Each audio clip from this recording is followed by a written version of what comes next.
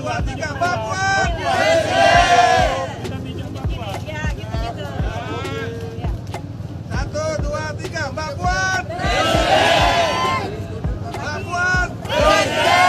Mas Ganjar sepertinya mungkin memang agak kecil peluangnya untuk menjadi calon presiden. Dan dengan demikian peluang Ibu Puan untuk mendapatkan tiket jauh lebih besar. Kali ini saya ingin membahas apa ya judulnya yang baik ya. Mungkin judulnya Habis Ganjar Terbitlah Puan. Jadi tema ini terinspirasi dari ini pas 17-an kemarin saya tiba-tiba lihat video. Ada video seluruh anggota DPR RI dari PDI Perjuangan berfoto di tangga dan Ibu Puan ada di tengah-tengah. Kemudian semuanya meneriakkan Ibu Puan Presiden. Ibu Puan Presiden. Beberapa kali seperti itu. Jadi ini bukan kode itu. Sebuah pernyataan itu dimulai dari anggota-anggota DPR. Walaupun Ibu Mega melarang ya. Ibu Mega melarang belum ada yang boleh ngomong presiden-presidenan.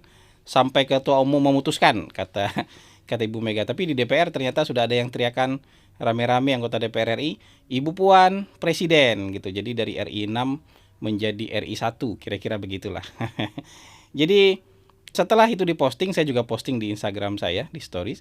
Kemudian banyak yang komentarnya agak-agak miring ya, dan agak-agak nggak setuju karena rata-rata itu memang sepertinya yang komen-komen itu adalah pendukungnya Mas Ganjar. Kemudian bilang, apa iya Ibu Puan bisa jadi presiden? Yang benar aja katanya kayak gitu.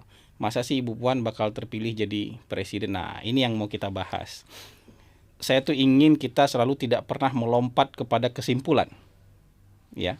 Tapi kita melihat tahapan-tahapan yang mungkin dilalui oleh seseorang.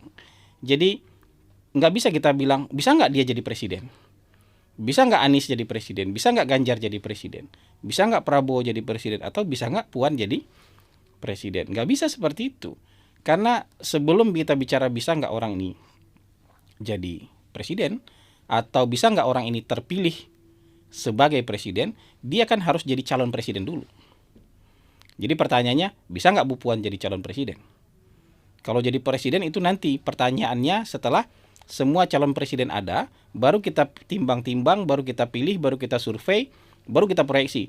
Mana di antara calon-calon presiden ini yang paling berpeluang terpilih menjadi presiden gitu. Nah, kalau sekarang kita melihat siapa yang bisa menjadi calon presiden dulu.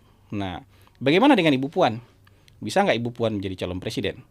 Nah, saya pernah bilang dalam podcast terdahulu, ya, kalau dari sisi kurikulum vitae, CV, ya Ibu Puan bisa menjadi calon presiden. Apa? Beliau pernah menjadi anggota DPR. Ya, setelah menjadi anggota DPR RI, beliau menjadi menteri koordinator. Ya. Menko di zaman Pak Jokowi 2014 2019. Menko Pembangunan Manusia. Kemudian setelah itu dia menjadi ketua DPR 2019 sampai 2024 beliau menjadi ketua DPR. RI-nya kalau plat nomornya RI 6. RI-nya udah 1 digit. Jadi kalau orang RI 1 digit mengincar RI 1, itu menurut saya sah dan wajar. Bahkan ada orang yang RI-nya 2 digit mau jadi calon presiden juga, dan itu nggak apa-apa. Bahkan ada orang yang plat nomor mobilnya bukan RI, pengen jadi presiden, itu juga sah-sah saja. Jadi kalau Ibu Puan itu dari level dari kurikulum vitae itu selangkah lagi, ya, setingkat di atasnya untuk menjadi calon presiden. Dan kalau dari sisi partai,